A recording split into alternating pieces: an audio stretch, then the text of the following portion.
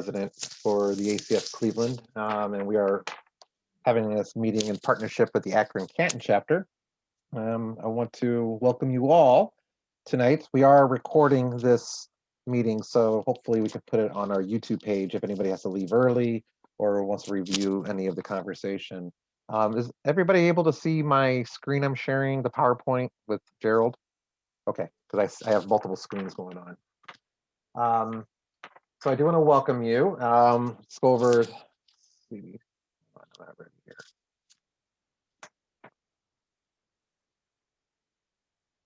Got too many buttons going on. Here we go. Okay, so just a little bit of virtual etiquette. If everybody can mute themselves so we don't hear any background noise, that'd be great. If you do have any questions, we can use the chat feature and maybe I can interrupt Chef Ford as he's talking if I feel like it's something timely for that. I think we will open it up at the end as well. There's going to be a raffle tonight at the end of the meeting. Excuse me. A raffle for a restaurant here in Ohio, in Amherst, Ohio, Cole's Public House. So we have two $50 gift cards. So right now we have this set up for our local members that RSVP'd. If you are not a Cleveland or Akron member, if you're say in Columbus and you'd like to be considered for this, please message me. I don't know, if you're in Atlanta, maybe it's silly for you to want a gift card here in Ohio, but if you really want to, just let me know. But Cole's Public House is a restaurant here up in Amherst, Ohio. It's just outside of Cleveland. Certified executive chef Robbie Lucas is the co-owner, and he's a certified sommelier. Does some really nice stuff up here. So we are happy to be able to support Chef Robbie, and he's actually RSVP for this call, but I don't know if he jumped on.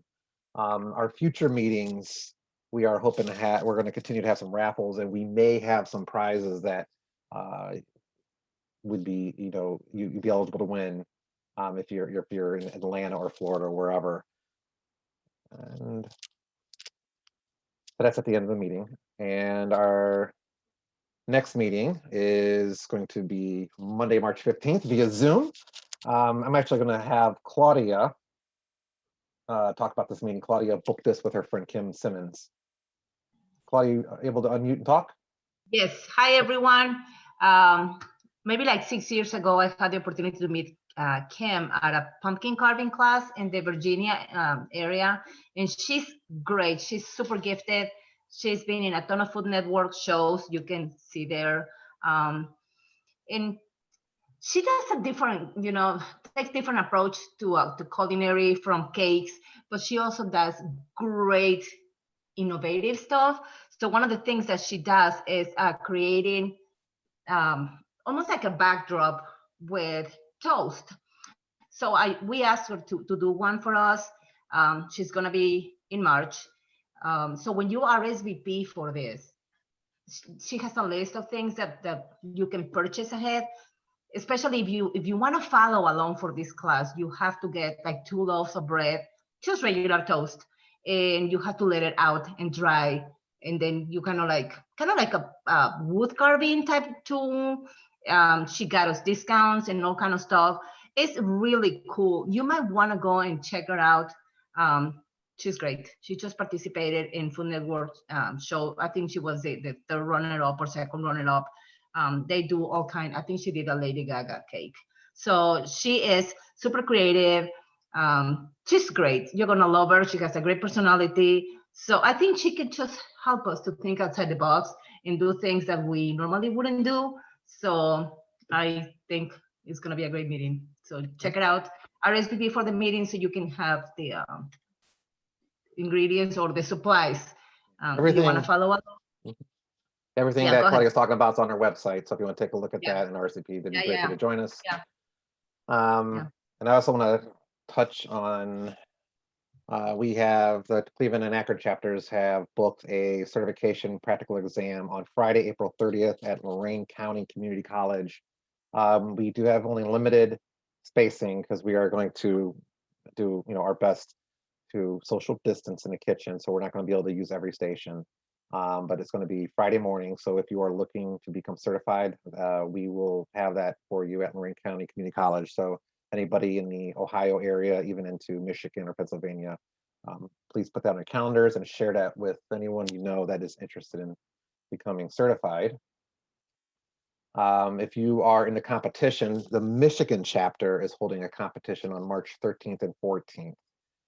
So I saw this on their Facebook page. So I don't know much, but if you want to visit their Facebook page, if you're interested in having a competition or being, participating in the competition, that is available for you. It's ACF national election time coming up, I believe end of April or early May. As a ACF member, we really do hope that you participate in the voting and make sure that you have a say in how our future looks. So we are allowing some campaigning to go on tonight. And tonight I am welcoming Kimberly Brock Brown. So I'm going to stop sharing my screen. Kimberly Brock Brown is running for national president. So Kim, I think you should be able to have control of the screen or something. Do you want to take your time and introduce yourself to everybody? Well, good afternoon. As he said, I'm Chef Kimberly Brock Brown. I'm here in Charleston, South Carolina, and running for national president. And so I asked for your vote. I have a website, some campaign videos, some other people who are supporting her videos that they posted on the website, and also on all my social media. I'm a certified executive pastry chef. Have been certified in executive level for 20 years. I have been a chapter president. I'm the current Southeast Regional Vice President, ending my second term this summer. So what I want inclusion and diversity. I want to be able to mentor and bring those children, younger people, our young culinarians in high school level, on college levels, into ACF. That's how I started as a chef's apprentice back in the day in Dallas. And I know that it's a great experience for those who don't know about ACF, the best kept culinary secret, to find out and network with us. When I was an apprentice, the professional chefs scared the crap out of us because they were always, so stoic and in their white coats and in their hats all the time. And as a, lowly apprentice, we didn't want to talk to people. We were scared of them. And so how do you reach that gap and reach back and pull people ahead who want to be in this profession? So anything I've done I've done for the love of the profession. I've done for the career advancement. I've moved around a little bit. I'm from Chicago, originally born and raised, but I like the South now because I can wear short sleeves in February.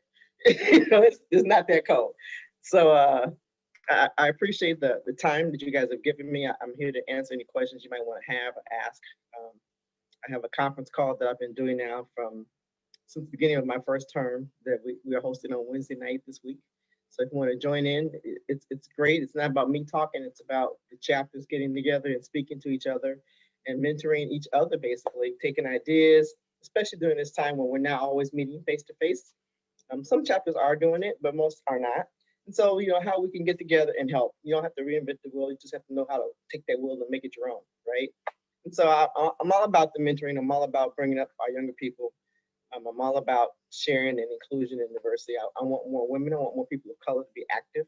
And John is right. Our voting rates are terrible in ACF, but maybe it's because people didn't feel like they had anything to vote for. And so if you want to vote and make a difference, make a change, if you don't like what you're seeing, you got to speak up. Just like in our public life, we don't like what you're saying, speak up. Your vote is your voice. So I'm asking for your voice to speak up. I'm asking for your vote. And together, hopefully we can make a difference. Thank you.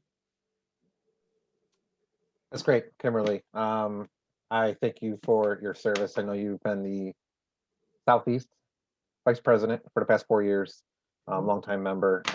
And so I know a lot of us agree why we're members for the ACF. So I just encourage everybody to vote this election. This is very important voting with everything that's going on in our industry and in the ACF. So make sure you vote, make sure you're involved. Our next meeting in March 15th, we'll also have a campaign trail, and we have a couple people that are running for national office that I'll give them a chance to meet you guys and maybe do a little Q&A.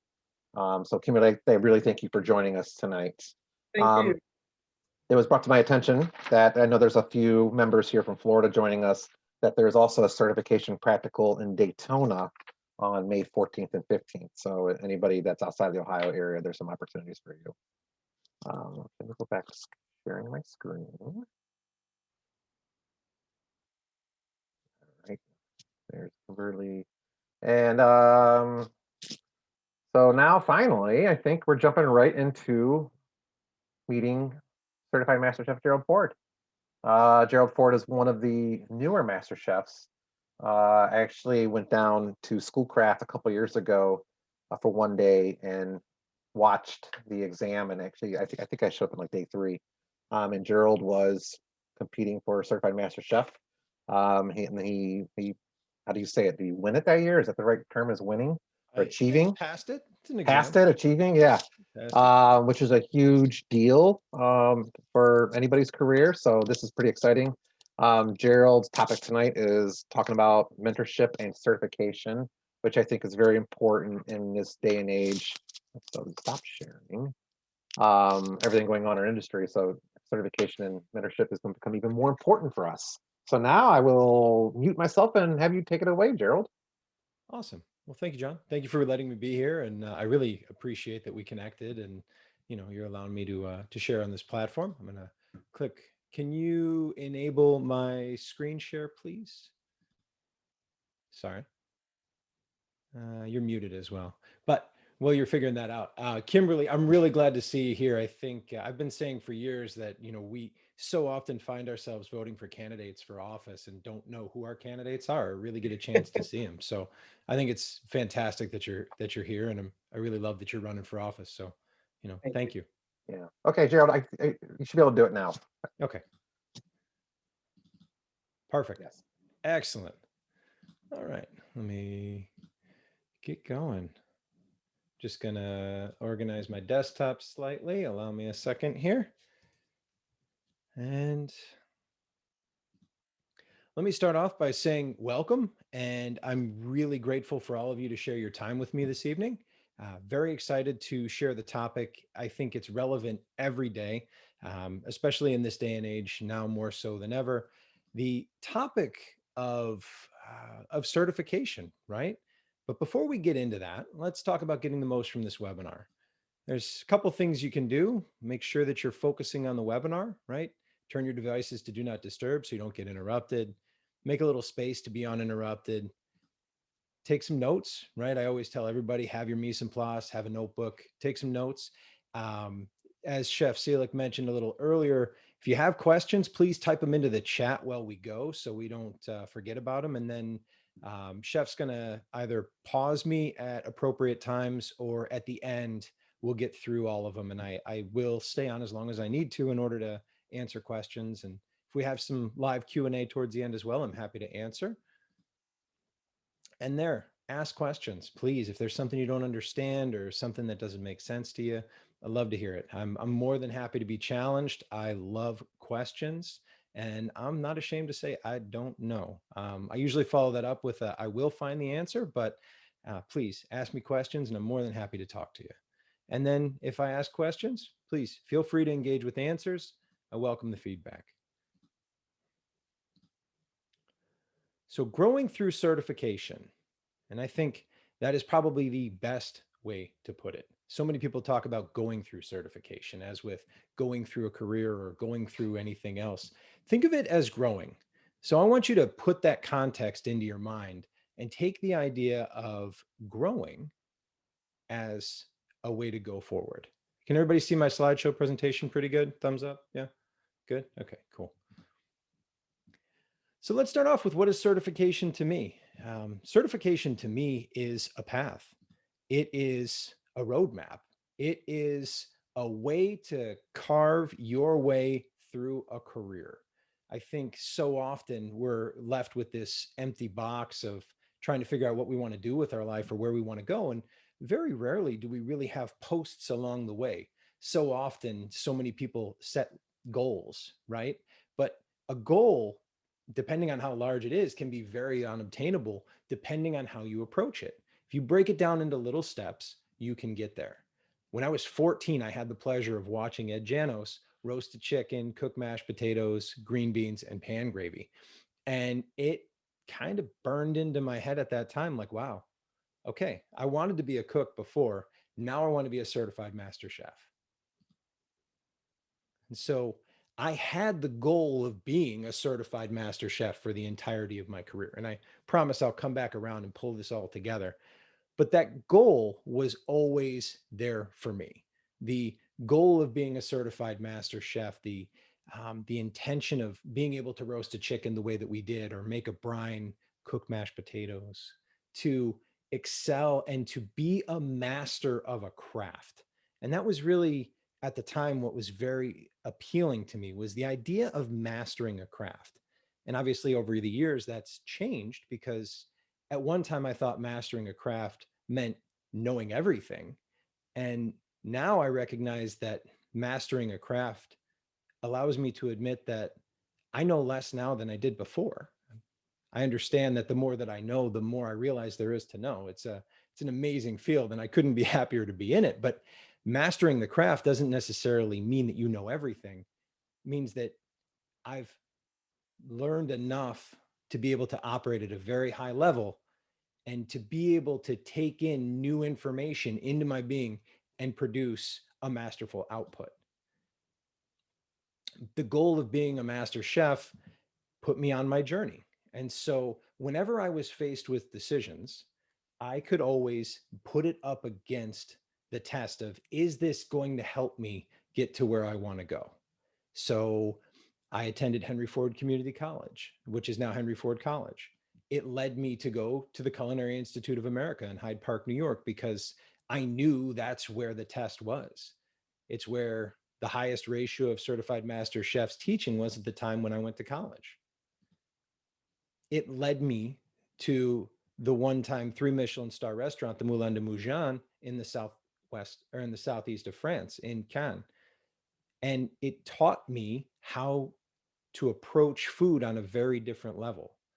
By no means was I at the level that I needed to be, but I knew that I wanted to approach things to that level. I wanted to learn everything humanly possible. And fortunately, I had come across a mentor very early on, which is the other component of this, who urged me to say, learn from the best and you'll get where you want to go. So because of that, everything was measured up against that. Is this going to help me get to the Master Chef exam? And I figured that working at a Michelin starred restaurant was probably a good way to go about that, especially one that was classic with French technique. The same goal led me to the Westchester Country Club, where one time Master Chef Ed Leonard was the executive chef, where we did amazing food in a very busy country club environment. So from a very practical level of execution, we did food at a very high level in a country club environment. It led me to the Team USA tryouts, to the Bocuse d'Or USA tryouts, and everything that I did was in preparation for that. The only reason I went that path was because I had that goal. And that goal had little posts and landmarks along the way.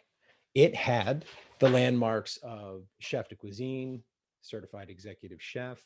It had little milestones for me to follow.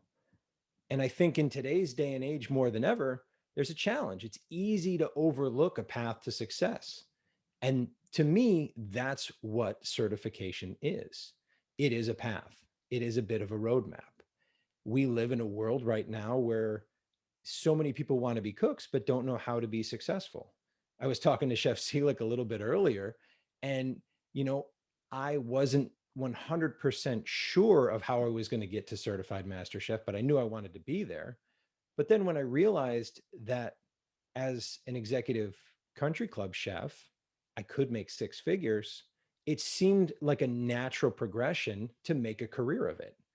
And to me, that's what certification becomes. It becomes a path to a career. So there's a perception, right, of certification. And the key thing to remember with perception is we can only understand from our current level of understanding. As a young cook, you understand things as a cook understands. You want the phone to be for you when it rings, and you want the attention of the service staff when they're looking for things. As you become a sous chef, you recognize that when the phone rings, you need to get it. You may not be super excited about it, but as you become chef, you have to be there for the phone. And sometimes you may wish that the phone wasn't for you at that time. Things change as your perception changes. Same thing goes with how you understand cooking. The way you understand the level of detail you have at a certain point in your career will change. So the earlier levels of certification are built to help you get there. The early levels of certification are built as steps to help you get towards the higher levels of certification. And then the perception changes. Mentors are also involved. When you have a mentor, they can help you understand things beyond your current level of understanding. It's just the way it is. I'm far from understanding everything, and I still interact with a lot of my mentors. I pay coaches. I work with a performance team in order for me to work and to get better at the things that I do. Then perception is our reality. But remember that the only perception that is your reality is the current perception that you have. Don't get too attached to it because it can change, and it will change if you put in the effort to make a change.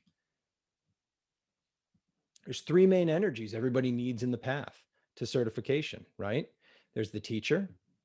Everybody needs teachers, right? And the teacher can provide a path. The teacher may not have accomplished certain things, but the teacher is going to provide you with lots of information and lots of resources. There's the mentor.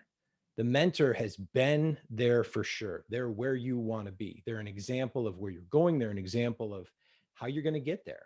And they're going to save you that time. That's where the idea of this craft that we're in, to me, is probably the most beautiful, the most poetic, right? A mentor is there to treat you as though you're an apprentice or a journeyman, and to learn and to grow and to become the replacement of the master. That's the idea of the mentor. And they will save you a great deal of time, saving you the effort of making the mistakes that they made earlier on in their career. And then there's the coach is the final, right? These three energies together can really help you in any way, shape, or form, any direction you want to go. The coach is there to help you with the internal battle, to help push you, to help nudge you, to know how to get underneath your skin, to help you deal with the discomfort of doing it, and to help push you forward. Something that I've lived my life by to this point. For every level, there's another devil. Remember that. No matter how good you are now, you have your challenges. Well, you're going to level up, and then you're going to have a whole new set of challenges. Doesn't lessen the challenges of the level that you're at. One of the things that I talk to my clients about so often is not to forget that the cook who's trying to take the certified cook exam for the first time is just as stressed out as the first time CEC tester. It is what it is. You may not see the challenge in that particular exam, but they do. You're also older than they are. You also have more experience. So don't lose sight of that. And that is where we can become more human as mentors, because it's our job. It's our job, it's our career, and quite honestly, it's our responsibility to make sure that the generations behind us get the information that we have so that they can be better. So the role of the mentor, right? The role of the mentor is to make sure that, one, you're helping provide the feedback to help people understand where they can be. It's not your responsibility to suffer it for them. It's not your responsibility to do that for them. But your role is to show the possibility that exists in the future. Excuse me.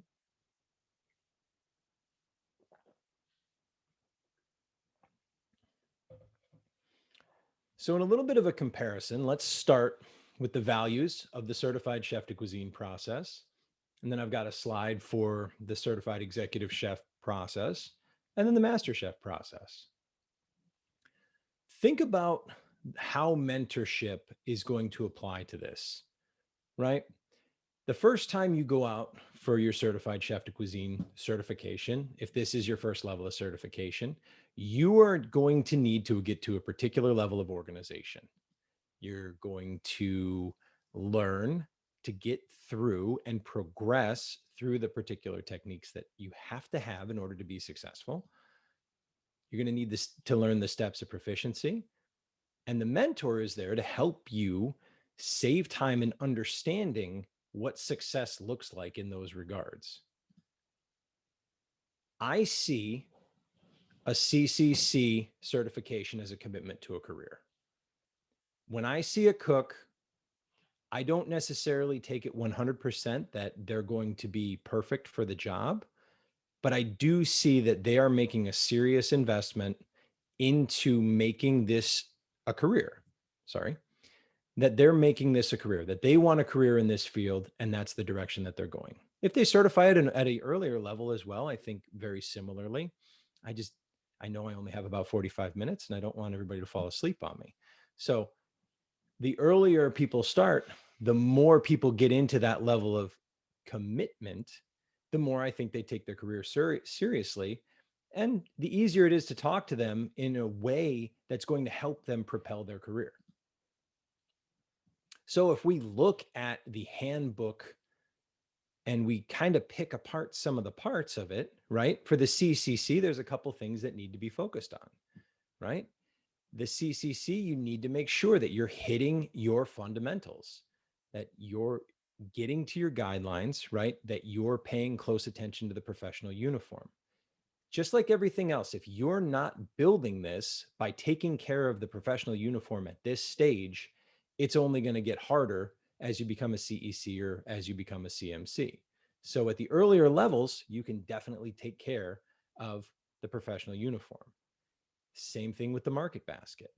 Remember, this is about proficiency. And that's one of the big things that I often get into a conversation about with younger cooks. Remember, it's not a competition. This doesn't have to be Instagram beautiful. It has to be well-crafted, delicious, fundamentally sound cooking. And so, therefore, right, we talk about the cooking methods that need to be included and everything's spelled out. It's one of the reasons why I truly appreciate the certification process, because it calls to the specific fundamentals and the specific techniques that people should be working on, not only to help with the level of certification, but these are truly the foundations of which to build a career. If you know how to poach properly, if you know how to saute properly, if you know how to roast beautifully, you can have a very fruitful career. Think about this in terms of where this cook is at.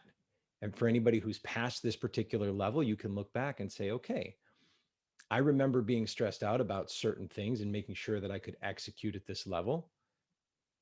Think about the proficiency that needs to be mastered at that level from the level of mentorship.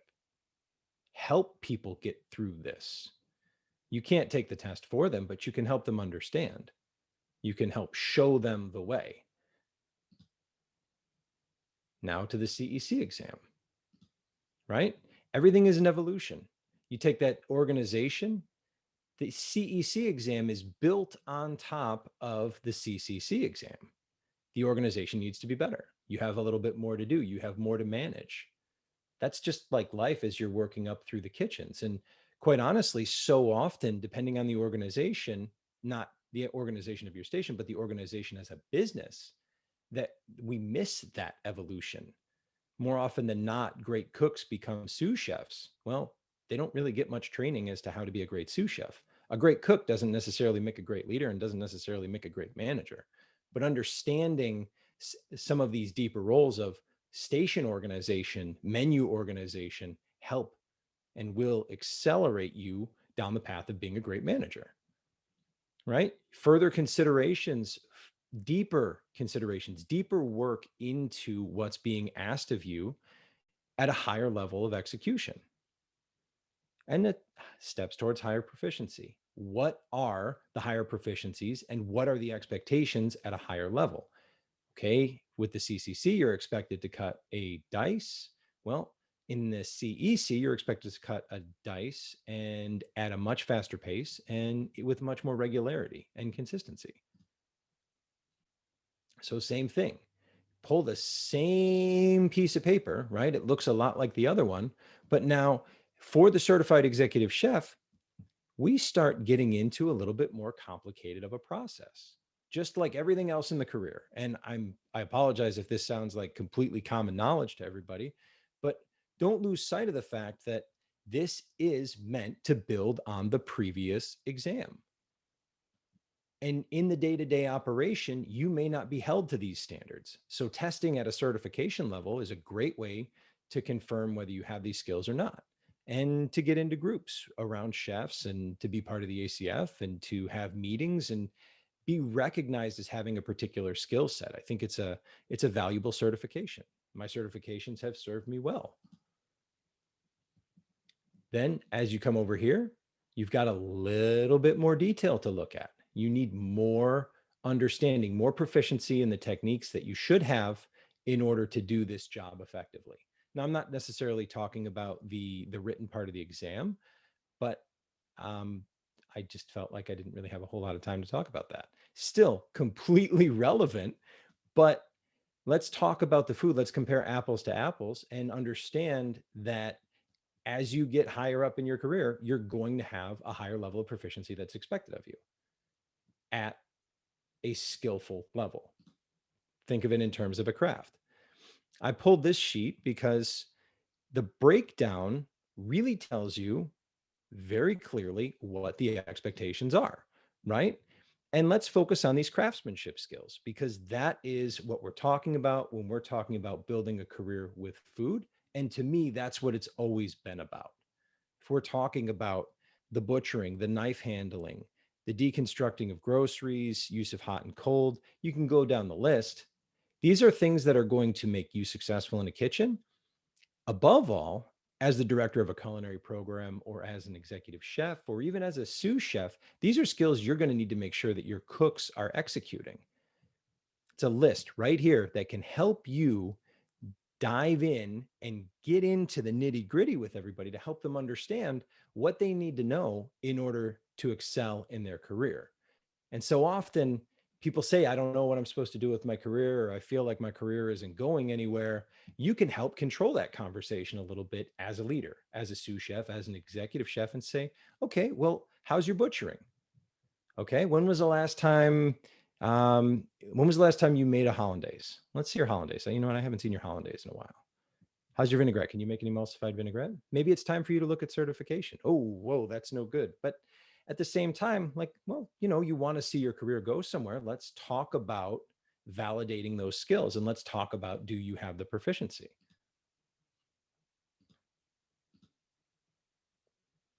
The major hurdle that I see chefs run into is the slip.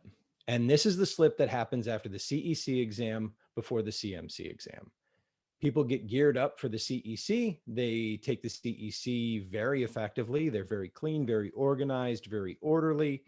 And then they go take the CMC exam. But they slip before they get to the CMC exam, because the CEC exam allows you to treat the exam as though it's a competition. The CMC exam is different in the fact that you have no chance of passing the exam if you're not the person every day in the kitchen who's going to be at that exam and going to be successful at that exam. So please understand what I'm saying. You can't be two different people. You need to be CEC passing quality skill set every day in the kitchen in order to be successful at the Master Chef exam. It forces you into a situation where you can't be successful any other way.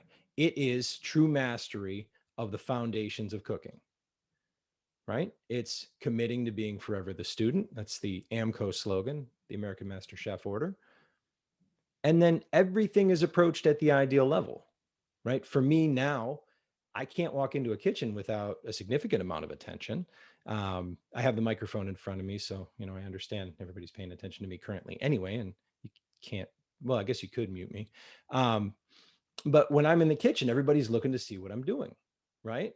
Everybody's looking to see how I set up my station, and people are looking to me to do the right thing. And I understand that it's a level of responsibility that I've accepted, and I enjoy it at this point.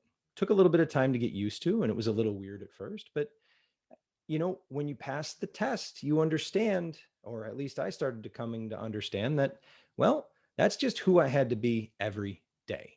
So when I set up my station, I have to be a master chef. When I cut vegetables, I have to be a master chef, and I have to live that. And I live that in the ideal. My vinaigrette can't be kind of off because, well, that's just not what it's supposed to be. And that's the same metric for passing the exam. When you make a vinaigrette, is it a vinaigrette?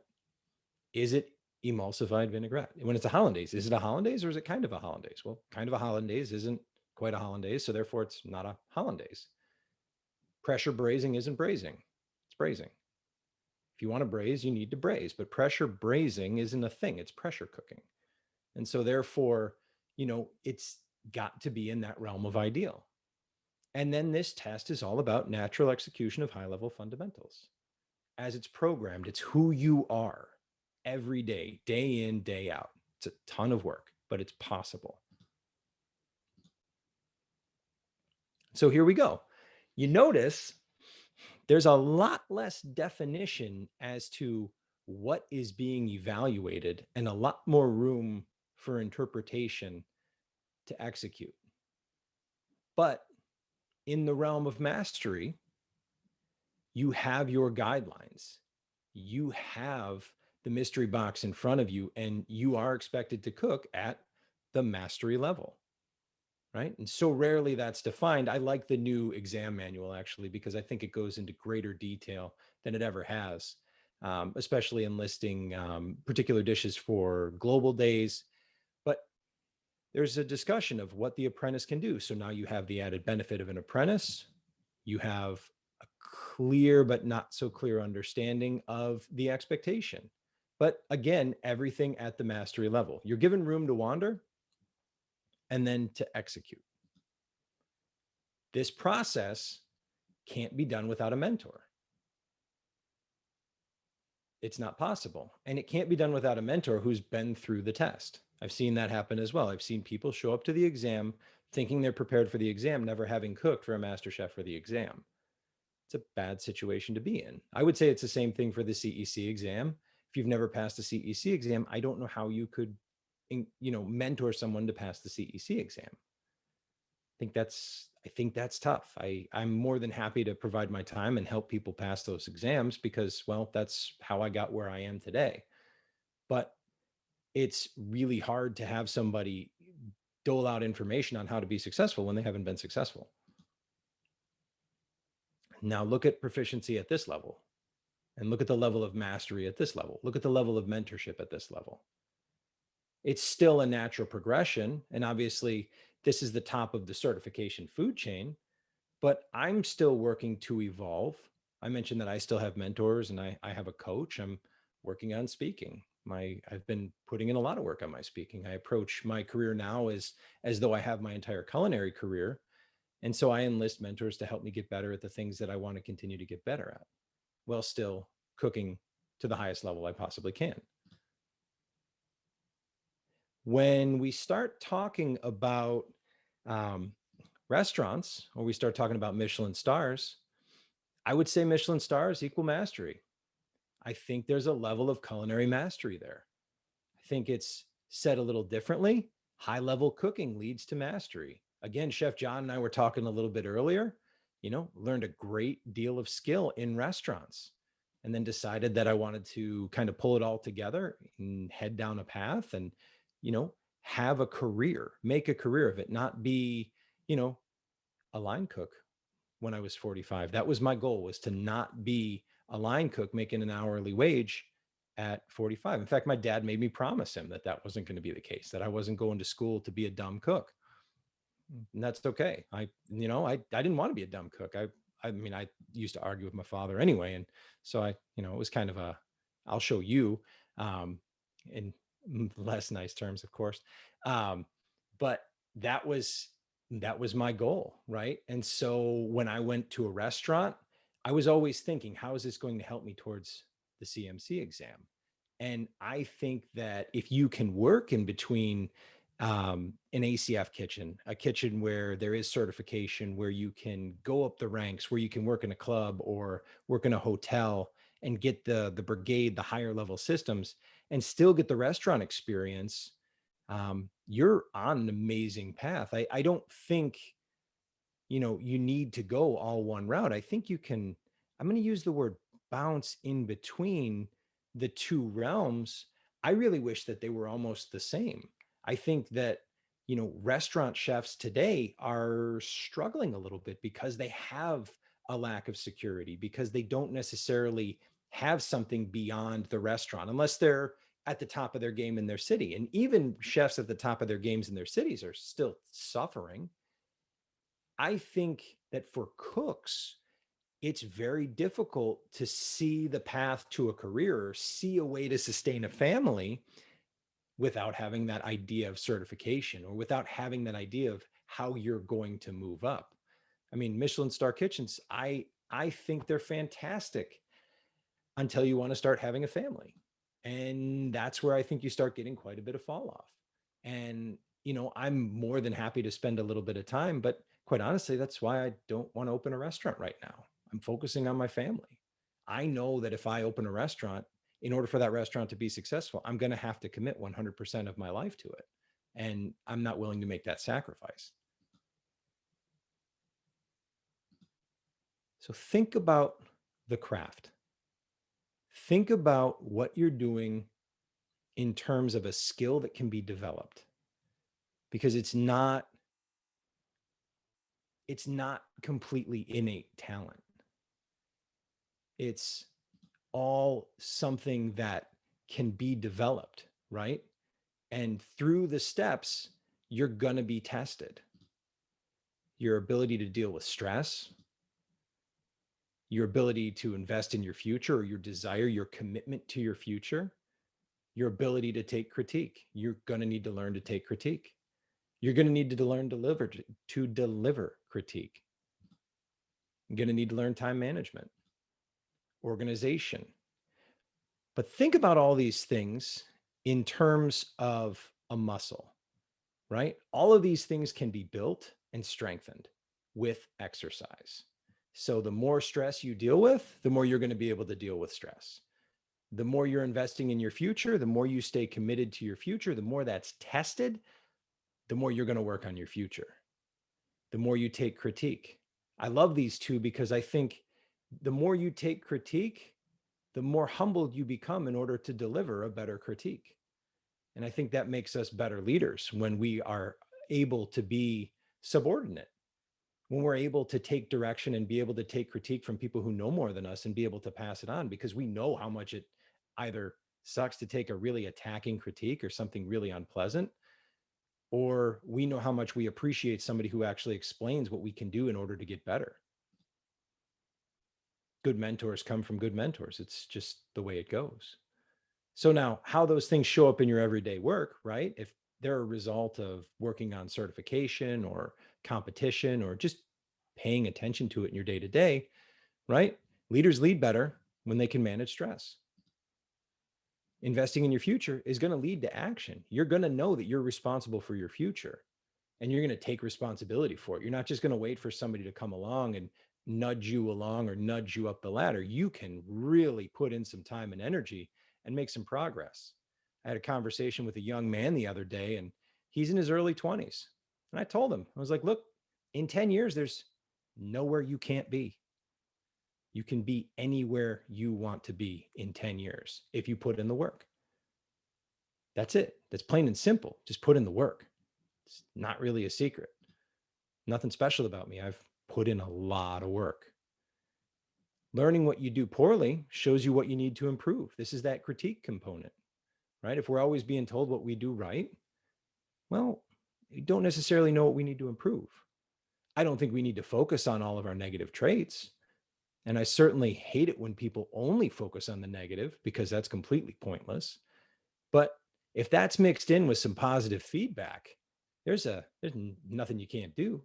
You can learn to see where your blind spots are and understand either where you need to improve or where you need to make some adjustments.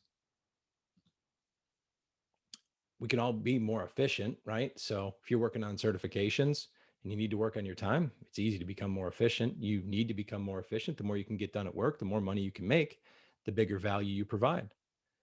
An organization leads to better performance overall. All comes down to this, right? If you want more, you need to provide more value.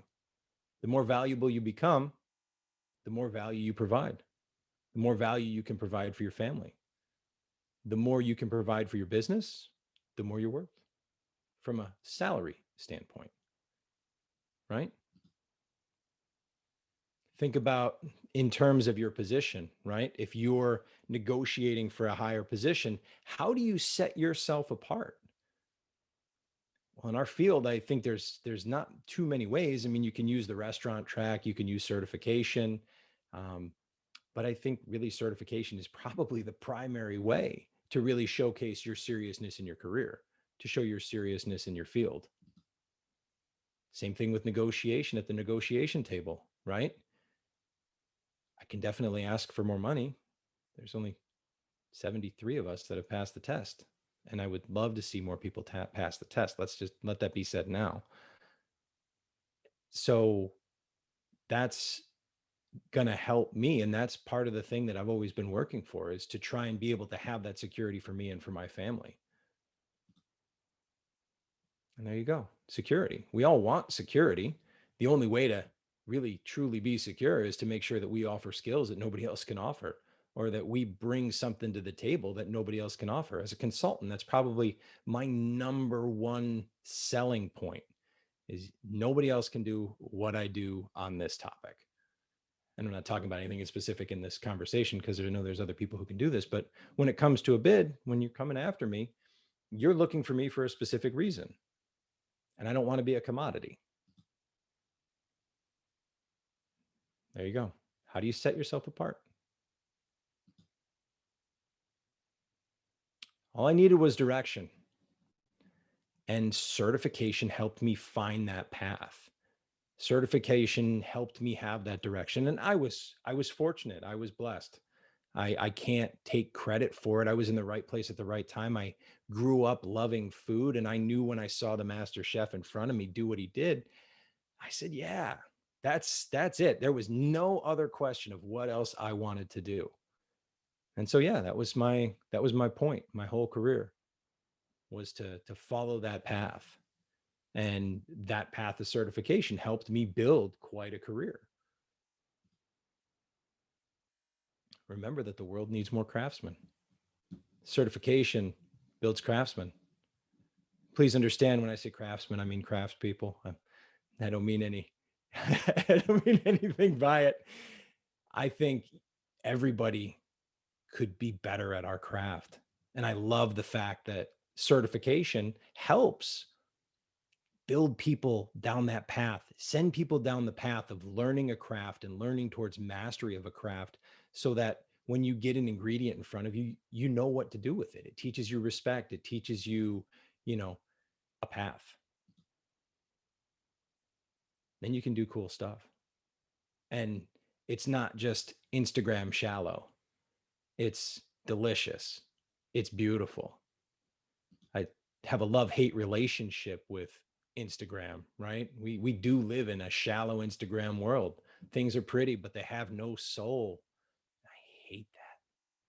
But there's things that we can do about it. And this is specifically speaking to the mentors.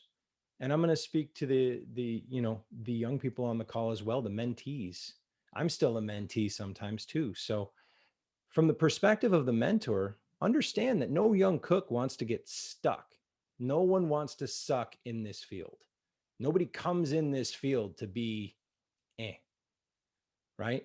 I know I've talked to a lot of chefs around my age, and I know there's some frustrations. We're different generations. It's very easy to see that I think awareness is not what it used to be of what it takes to be successful in the field.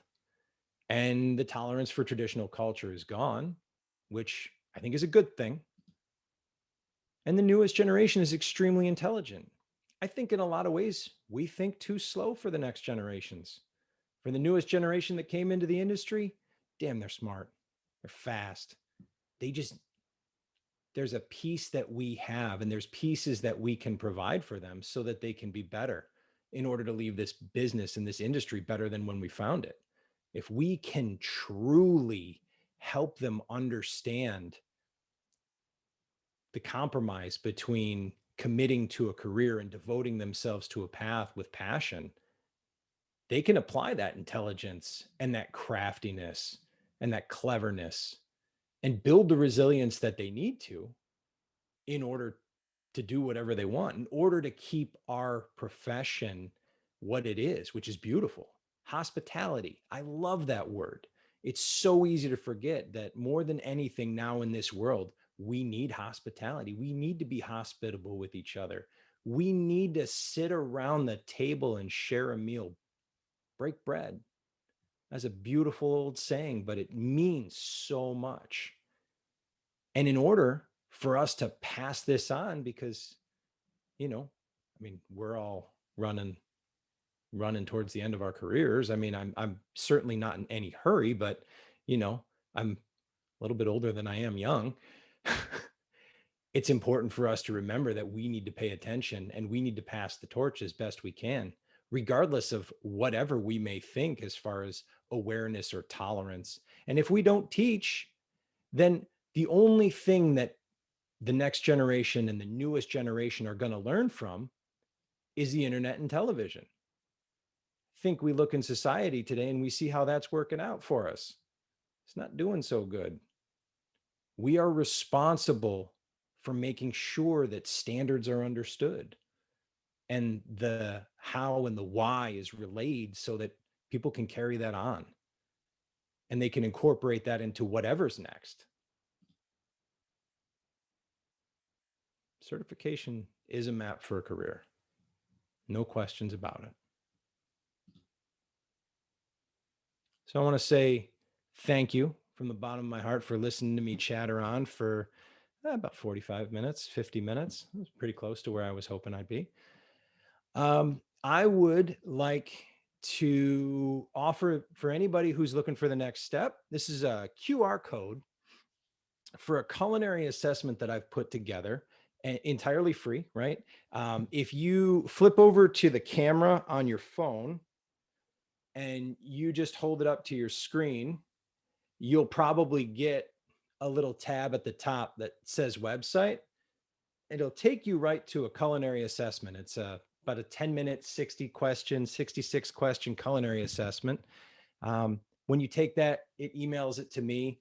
We can get on a phone call and we can talk about steps for improvement, where you're at in your career, and we can connect. I like to connect with chefs and I like to know where people are at. And if I can help you, I'm more than happy to do so. So maybe this is your next step. Before we get into Q&A, John said I could mention that I have a webinar tomorrow. I have a link tree. I will put the link in the bio if anybody wants to come to my webinar tomorrow. I'm talking about the 12 disciplines of high performance chefs. So I really appreciate you all listening to me. Thank you so much. And I'm going to stop talking for the time being and go into Q&A, right? Yep. Chef Ford, that was great. I know I spent a couple of years on my path of certification and having that mentor. And I didn't have one specific mentor. I reached out to multiple CECs and just picked their brains. I think it's so important because if you walk into this certification cold, you're just not going to know what's going on. It's like playing Little League baseball than trying to play college baseball. The curveballs are a lot different in college. So I think this is fantastic. And I think that you offering that QR code in that conversation is really fantastic.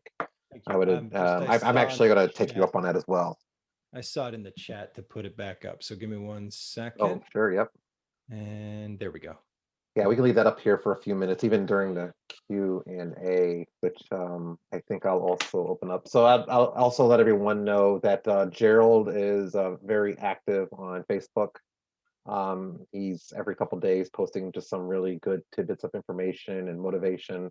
I am Facebook friends with him, but I looked and it looks like he's out of friends, but he's transitioned over to Legit Concepts by Gerald Ford.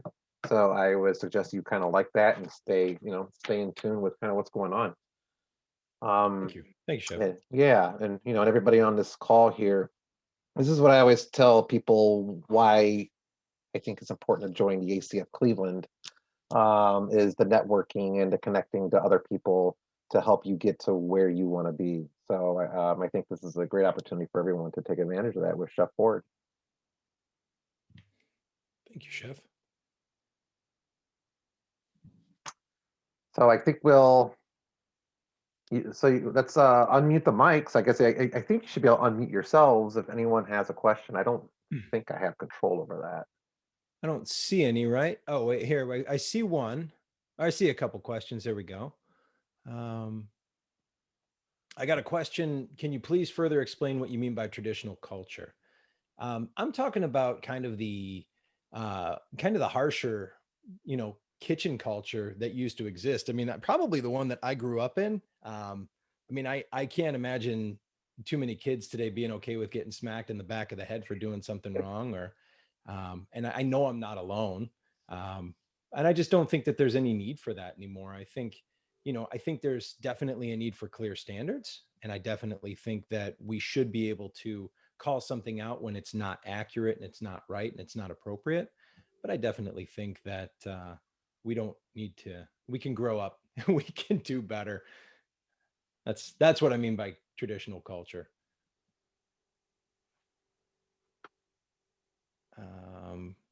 I see another question from Bradley.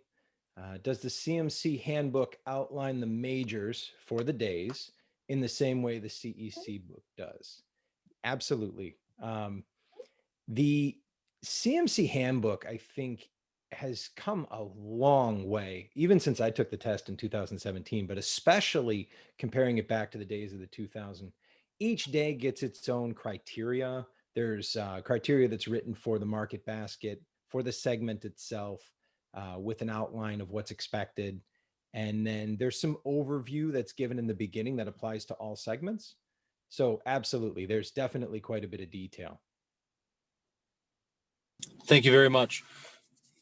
Thank you, Chef. Absolutely. Claudia, you got a screenshot of that code? Any other questions?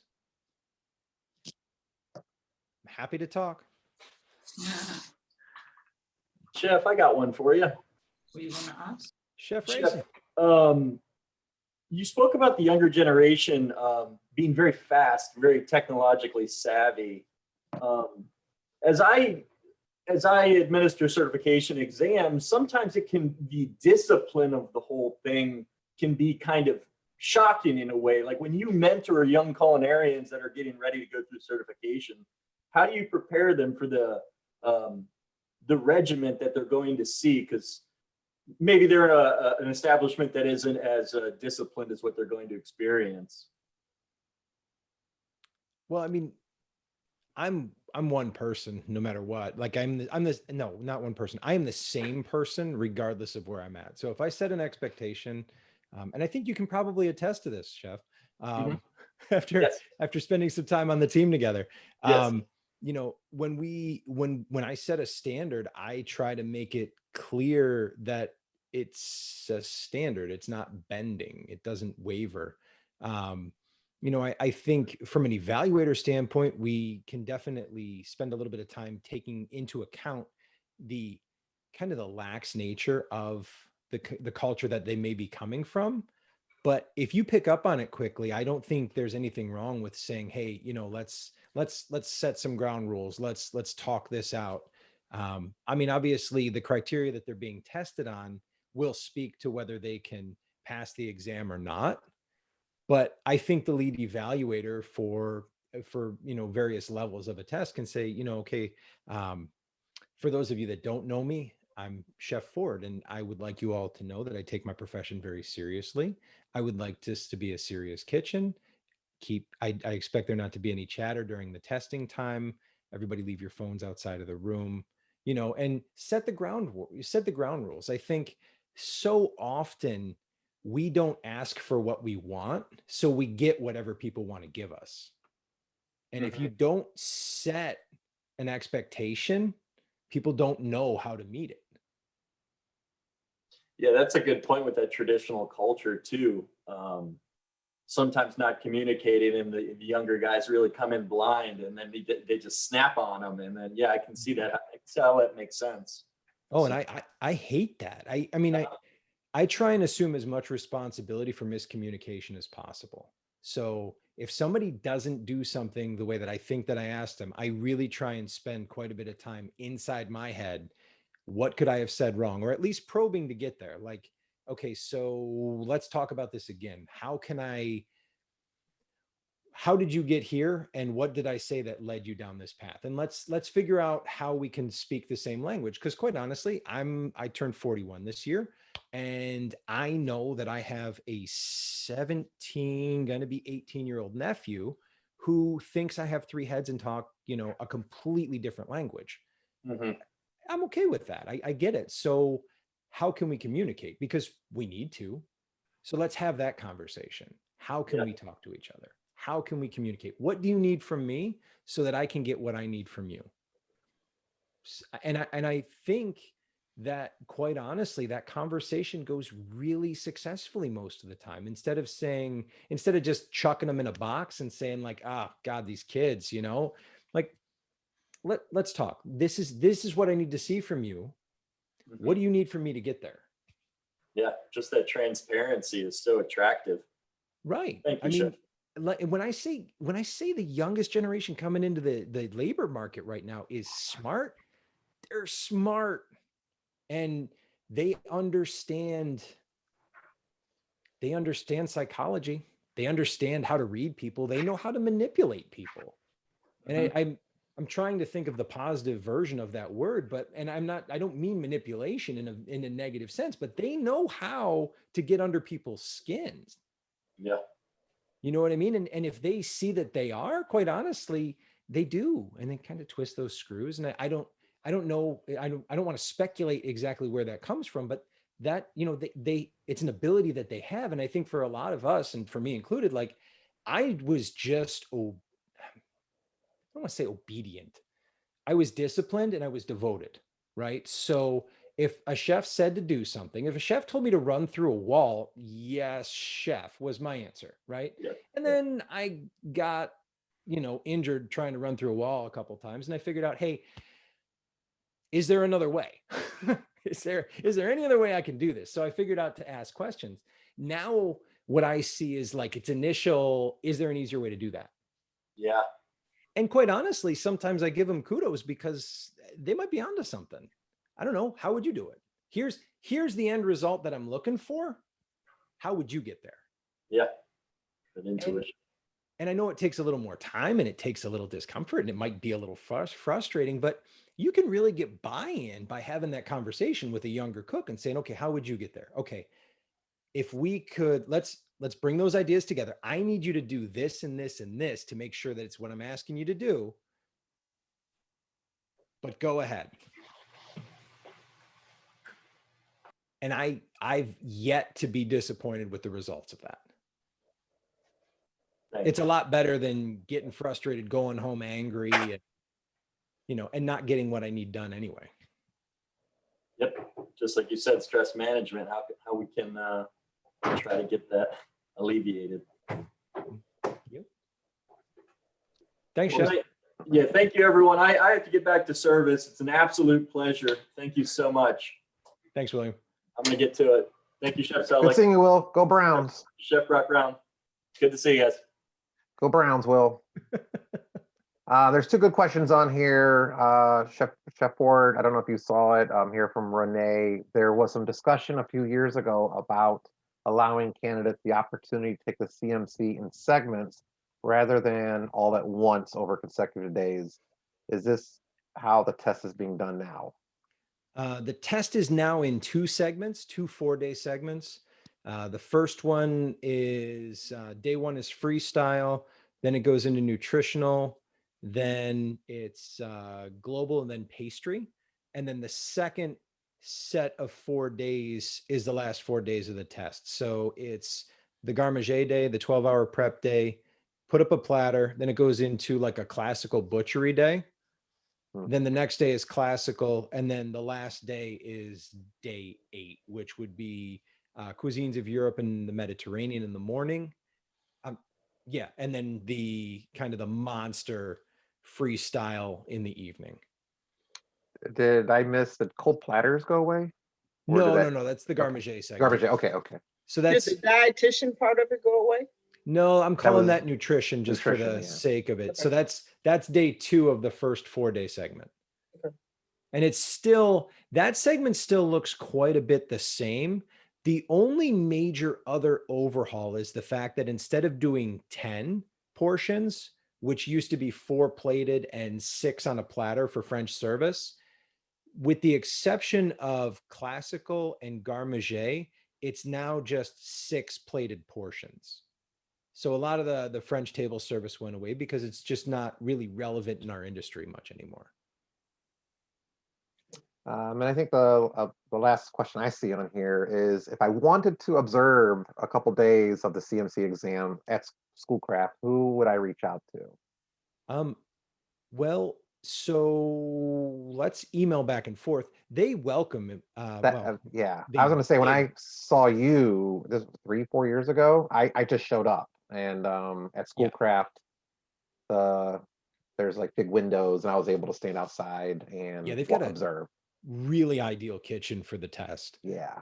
From that perspective, I would say the only thing that might change that is obviously who knows what's going to happen with COVID protocol. Coronavirus, right? Yeah, protocols. Sure. But otherwise, I know that I mean, from my perspective as now an apprentice evaluator for the exam, we want people to see the test. We want people there. We want the visualization on the test because we want people to take the test. We don't want it to be, behind the scenes, everything hidden, like that's not at all what it is. So it's encouraged. And It's I would still gonna say, be live streamed, right? say that again. Still gonna live stream it, right? Yep. Yeah, Yep, that's right. they It was live started- streamed. Yeah. Yeah, they started the live stream, I think in 17. They really started doing quite a bit of live streaming. Yeah.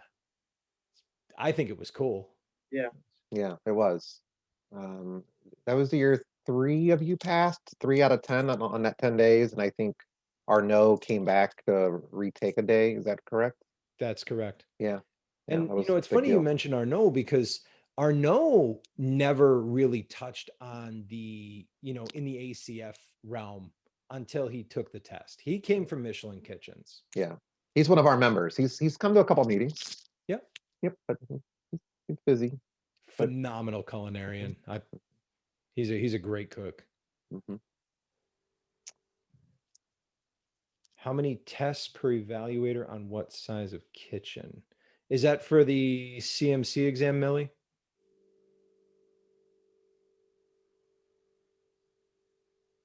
Any? Well, it really varies. I think it's 3 evaluators per 6 people. I think once you go over 6, you need to get into an extra evaluator. I don't know if Renee's still on the call. Renee might know this. But I know we looked into Yeah, that. that's what the standard is for practical exams. It's like 3 evaluators per 6 candidates. Is that right, David? Right. Yes. And Okay. then once you go beyond that, then you need to have additional evaluators. Yes. And Kirk is just direct messaging. That's also correct. And bottom line, the reason for that is really because of safety. You said safety? You need to have, because that's part of what that's one of the things that the evaluators are there for, is to, see if if somebody starts to, burn down the kitchen, Yeah. you want to have, because people are stressed out. Right. Chef Ford was talking about that before. People are not necessarily, relaxed. It's not their space. It's not the kitchen they're used to be working in. No. And so because of that, you stuff happens. You know, you're distracted, and so that was actually going back. We're talking when the practical exams were being put together. That was back in 2000, and that was one of the big things that we were discussing. Was really it was about having enough eyes for safety. Yeah. I think David's speaking from some experience. I think David caught a kitchen on fire in his past life. I don't know. David knows a lot about this. David spoke up right away. It was like, and how big of the kitchen, Millie? I'll also tell you, for an approved kitchen, you basically need a range, an oven, a cooler, and hand washing facilities. Ice machine. And an ice machine. But I've worked in the old Crystal Room in Akron University. Was a tiny area to cook in, and that where we're doing it here in Ohio, Lorraine County Community College is it's a newer facility. It's wide, it's beautiful, it's wide open, there's a lot of space. So you just need to make sure you have that basic equipment in the kitchen, Millie. And the work tables have to be at least 6 feet long. Yeah, okay, right. Yeah, but it's really basic stuff. And all that stuff's in the handbook as well, right? Like Yeah, I think so. stations defined, yeah. Yeah, Or minimum stations defined anyway. right. exactly. So if you go in onto the ACF website where it says to become an approved examination site, that lists all of the requirements that the site has to have. I mean, technically, it could be a country club kitchen. Absolutely, yeah, You know, it could be you know, the snack bar. yeah. As long as it has all of the different components, and you have enough stations for the number of candidates, Right. you're good to go. Yeah, I looked at doing a evaluation at a hospital that we have that's closed on the weekends, and they were like, yeah, as long as you have, you know. So I thought about utilizing it, but then COVID hit. But wow, great questions, great meeting. I don't know if anybody has Looks like anything Claudia- else. Looks like Claudia's Claudia got did. one. Yes, I'm sorry. I looked right at it too. What do you what do you look for in a good mentor? I think, you know, there's somebody who is where you want to be. I think that's a good place to start. And I you know, in the world that we live in now, I think it's so easy to get mentorship without actually even being on people's radar in some cases. You know, I mean, I look at the value of a book, right? And if there's somebody who say, you know, I want to adopt their style, it's funny. Like I'm rereading John Maxwell and his 15 invaluable laws of growth. And, you know, there's so much work that goes into distilling an idea to put a book together. And the amount of time it takes you to read that book, you could spend years working for a mentor and still not get that level of distilled information out of them. So I think, you know, looking at the books that are out there, you can take a lot of information. YouTube's crazy. You know, I love YouTube because I think for our field, it's a very underutilized platform for truly good mentorship and for an opportunity to really connect and reach out. And I mean, quite honestly, you can see that I'm making a move on it as well to utilize that platform and get a good message out there and try and be a mentor for people who don't really have access to me because, well, I'm one human person and my time is a finite resource. It's I'm limited in how much time I can spend. So, you know, there's a lot of steps you can take heading down that path, but there's often mentors looking for people to mentee or not even really realizing that they could be in the situation to be a mentee. I'm sure being a part of this chapter, you're very likely around people who, you know, might be more than happy to work with you or people you've connected with in the past. And sometimes it just starts off with a question. It's not even like it's a formal arrangement and saying, you know, hey, Kimberly, would you be my mentor? I mean, But you know what? I think it's important that if you identify somebody who you want to learn from as a mentor, you need to let that person know that you want them to be a mentor. A mentor knowing that they are a mentor is going to take a different interest in what that person is learning from them than somebody who doesn't identify that relationship. And I know that from experience on both sides of that, where I've gone to somebody and said, hey, I want you to be my mentor. And they're like, oh, that's awesome. Absolutely. Let's roll up our sleeves. And I'd worked with the person for years. And all of a sudden I said that and was like, yeah, let's get at it. Yeah. And I've had a situation the other way around where, you know, somebody came to me and said, can you mentor me? And I'm like, absolutely. How do you want to, what are we, let's go and make this process work for you and for me. And quite frankly, as a mentor, I learned a lot of things about myself when I mentor people. I love mentoring. And that was going to be my last, I right there with you. Sometimes I think you have to do things to get on the radar though. Yeah. Thanks, Dave. Excellent. Wow. Great conversation. I mean, we could have this meeting twice a year, quite honestly. And I think there'd be still some repeat people to come back for the inspiration and, just, take a measurement of where they're at in their careers. This is a great topic tonight. Well, let's get it on the calendar. I think we should look at a fall one. Absolutely. Really appreciate your time, Chef Ford, and everyone else that came tonight for the meeting.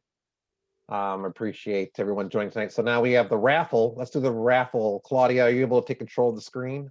I am, yes.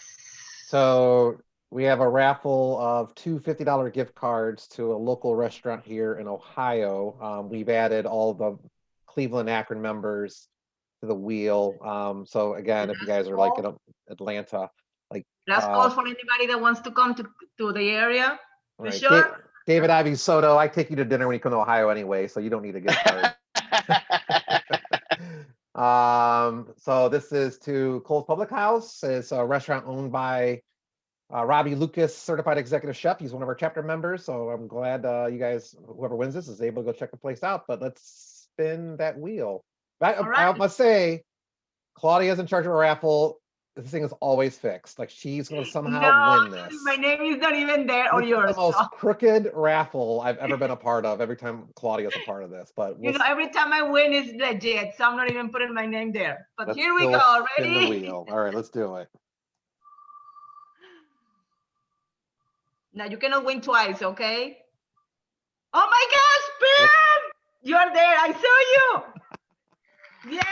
I told you this is fixed. Pam. Nice job, Pam. They're like best friends. Like, come on, this is fixed. Pam, Somebody you don't know to win this. No. I haven't seen her since our last. When you hit that wheel, show me your hands because I think you're hitting the stop button. We can't see what's going on. Congratulations, Pam. Thank you. Pam, you deserve it. Oh, well, thank you. Weekends, Pam. All right, let's do another one. Spin it again. Okay, here we go. One more. Anybody wants to slip me a bill? Are you able to remove Pam's name now? Like, can you go in there and delete take Pam's name off? Yeah. No, go delete Pam's name. Oh, to give people a better chance to win. All right, let's see what we got. Daniel. Oh, see, I like Daniel. Shoot, that's okay. Maybe it's not fixed, kind of. So for next time, I'll remove the name. I'll send. Yeah. Today, it is what it is.